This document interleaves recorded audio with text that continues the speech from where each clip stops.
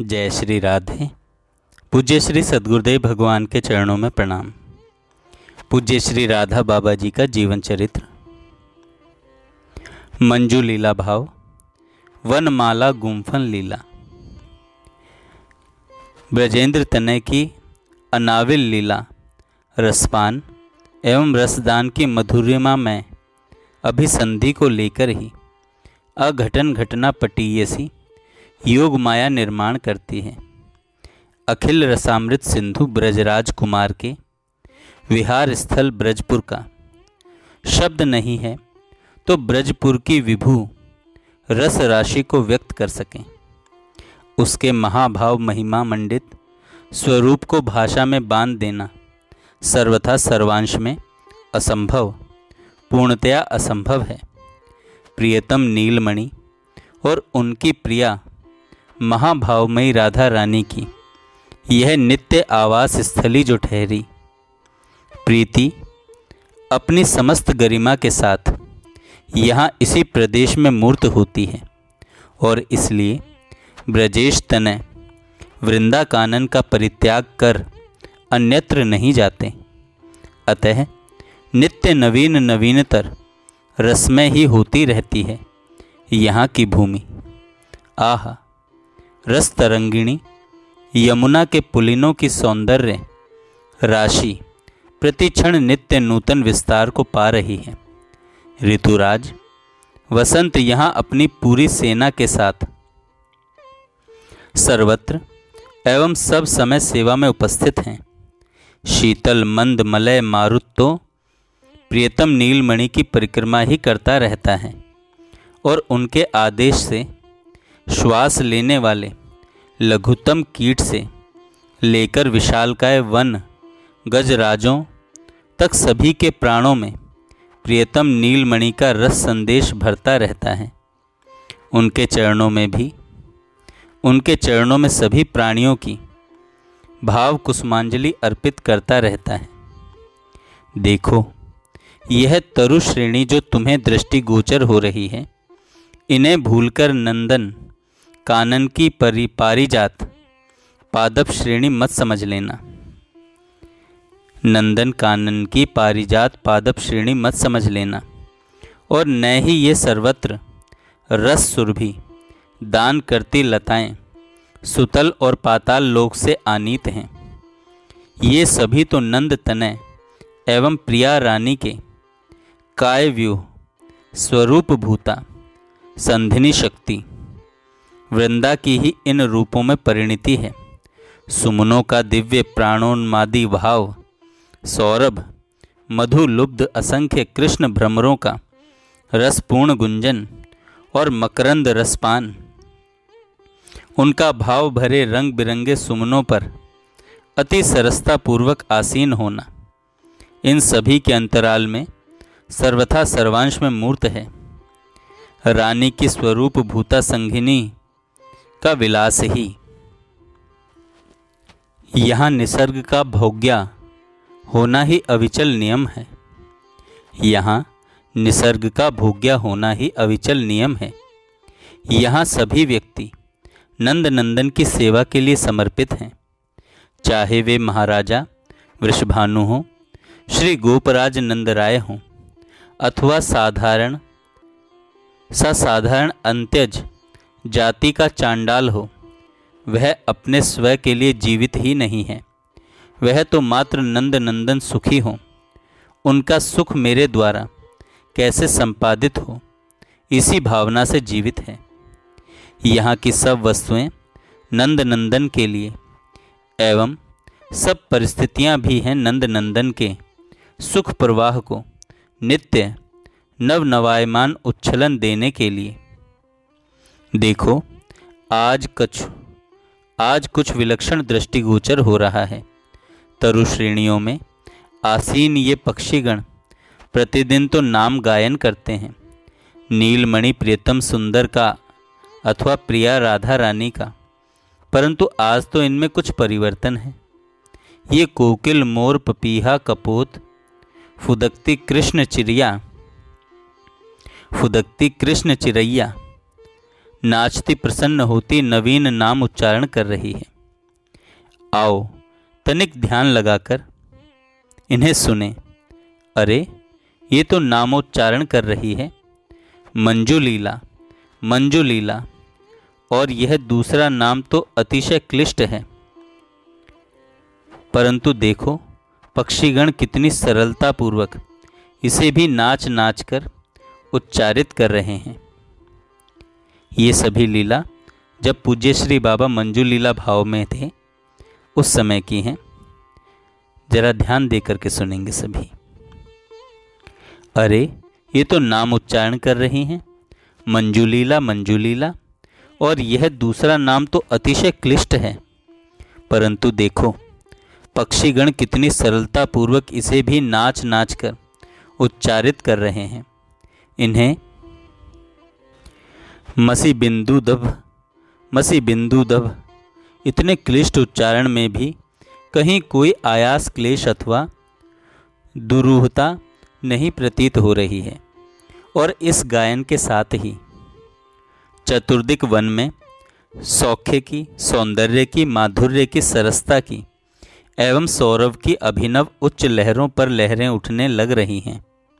अरे देखो यह सौंदर्य की साकार प्रतिमा कौन है जो राधा विहार सरोवर की राह से आगमन करती घने वन में अकेली निर्भय प्रवेश कर रही है।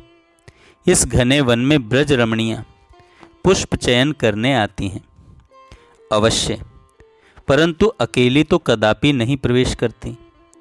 वे सभी 2, 4, 5, 7 के यूथ में ही इस घने वन में प्रवेश करती हैं, परंतु यह तो प्रभात होने के पूर्व ही अकेली वन में प्रवेश कर रही है। महती आश्चर्य है। अरे विलक्षण सुंदरी है यह। पंच तत्वों से तो इसका कलेवर निर्मित ही नहीं है। इसका न तो साम्य है देवांगनाओं से, न ही नागलोक की कुमारियों से। इसकी तुलना तो लक्ष्मी एवं पार्वती से भी नहीं की जा सकती। सत्यलोक, तपोलोक, महललोक, जनलोक, स्वर्गलोक, सबका तेज इसके सन्मुख फीका पड़ रहा है। अरे भाई इसके तो दर्शन मात्र से प्रपंच स्वतः है स्वाभाविक विलुप्त हो रहा है। वैसे ही जैसे रवि के उदय होते ही स्वतः अंधकार विलुप्त हो जाता है। क्या ही विलक्षण प्रभाव है इसका। आओ इस पुष्पित कदम्ब वृक्ष के नीचे चलें। इस वृक्ष की डाली पर ये पक्षी युगल शुक एवं सारी कुछ रसमयी, गंभीर रसमयी, रहस्यमयी वार्ता कर रहे हैं। इन्हें सुने। यह सारिका कह रही है, हे शुक, मैं इस मंजू लीला की पूरी वार्ता बता रही हूँ। यह किस पदार्थ से निर्मित है और इसका अंतर हृदय कैसा है, ध्यान से दत्तचित्त होकर सुनना भला। हे बंधु, तुमने कभी न कभी ब्रजेंद्र नंदन के काले कजरारे नेत्र तो देखे ही होंगे। कैसी मादकता भरी है उनमें, साथ ही कैसी निर्मलता भी है उन कजरारे नेत्रों में।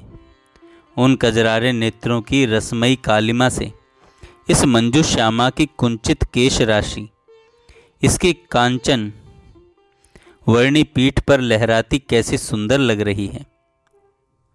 अप्रतिम, अतुलनीय है इसकी शोभा। और बंधुओं, कोटि कोटि शशिधरों को, कोटि कोटि शशधरों को अपनी कांति से हतप्रभ कर देने वाला नील मयंक देव का लावण्य भरा मुखमंडल तो तुमने नयन भर निहारा ही होगा। हाँ, तो उसी शोभा को पदार्थ बनाकर अतिशय प्यार और भावावेश के क्षणों में नीलमणि एवं राधा रानी ने अपने हाथों इसके अंगों अंगों की बहुत ही मनोयोग पूर्वक रचना की है। इसीलिए इसके मुखमंडल का लावण्य, मधुरिमा, सरसता, कोमलता और कांति सभी अवर्णनीय हैं। और इसके कजरारे कानों तक दीर्घ तीखे नेत्रों की ओर तो देखो। हरिणियाँ लजाकर मुख फेर रही हैं। कैसी अनुपम रसमयता निखर रही है। इसके अंतराल से। इसके इन रस भरे नैनों की अभूतपूर्व शोभा का रहस्य पता है तुम्हें? नहीं तो सुनो। परम प्रेमास्पद प्राण सार सर्वस्व नीलमणि, इसके नेत्रों में आठों पहर निवास करते हैं, तभी न संपूर्ण प्राणी पदार्थ इसे मात्र प्राणवल्लभ दृष्टिगोचर हो रहे हैं। यह विश्व प्रपंच को सर्वथा सर्वांश में विस्मृत कर गई है। इसकी रसमयी अनुभूति सुन लो। यह देख रही है कि इसके प्राणवल्लभ नील सुंदर और प्राण प्रिया राधा रानी के नील पीत द्युति चरण सरोरुहों में जो विजड़ित 20 नखमणियाँ हैं और उनसे जो अनाविल प्रीति प्रकाश निरंतर निस्सृत हो रहा है, वही घनीभूत होकर उपल बन गया है। वही अनंत असीम नभ बना सबको अवकाश दे रहा है। वही रवि और शशि, अग्नि तथा अनंत नक्षत्र मंडल बन गया है। वही सप्त सागर के रूप में लहरा रहा है। वही प्राण बन भू भुव स्वः मह तपः जनः एवं सत्य लोक तक के ऊर्ध्व लोकांतरों के और तल वितल अतल सुतल तलातल और पाताल तक के अधः लोकों के जीव समुदाय की श्वास प्रश्वास बन सबको जीवंत कर रहा है। वही इन लोकों की विघ्न बाधा शून्य अनंत संपदा है और वही इनमें अविद्या जनित देहाभिनिवेश कराता हुआ इन्हें जन्म मृत्यु के अनंत प्रवाह में भटका रहा है। भाई, कैसे पावन सत्य दृष्टि है इसकी। इसे नील सुंदर के सिवा किसी अन्य की सत्ता दिखती ही नहीं। इसलिए इसका राग द्वेष शून्य चित्त एक रस सर्वत्र सभी को अपना अगाध एवं निर्बाध एक रस प्रेम प्रदान कर रहा है। देखो शुक, इसीलिए वन प्रांत के पक्षी समुदाय के रूप में ही नहीं, कान लगाकर सुनो। व्योम वायु तेज जल एवं धरा का अणु अणु बने प्रियतम प्राणवल्लभ ही अतिशय प्यार से इस महासौभाग्यवती देवी का नाम संकीर्तन कर रहे हैं। मंजुलीले मंजुलीले मंजुलीले मंजुलीले। देखो, यह परम सत्य इस देवी से अप्रकट थोड़े ही रह सकता है। देखो, यह परम सत्य इस देवी से अप्रकट थोड़े ही रह सकता है। इसे ठीक अनुभव हो रहा है। समग्र वन में आत्मगोपन कला प्रवीण उसके प्रियतम ही प्रेम जन्य विकलता के अतिरेक में उसका निरंतर नाम जप कर रहे हैं और निरंतर नाम जप रहे हैं इसका। और इसलिए मंजू लीला के दीर्घ सरसिज नेत्रों में प्रेमाश्रु छलक आए हैं। शुकराज, तो लो, सारिका से इस देवी का परिचय तो मिल गया। अब इसके पीछे चलें।